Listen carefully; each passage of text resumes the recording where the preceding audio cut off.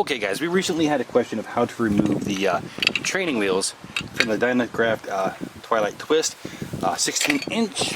This is going to be the same procedure for most of the other Dynacraft 16-inchers.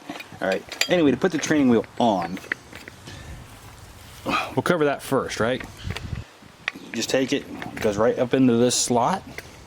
So you just slide it right up in there. Push your little button down, slide her up in, right? Boom. Now she's in there tight and won't come out. To get her out, push the button down, pull her out.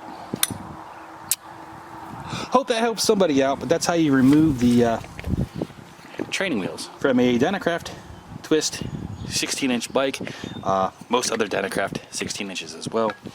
I think there was one that you don't.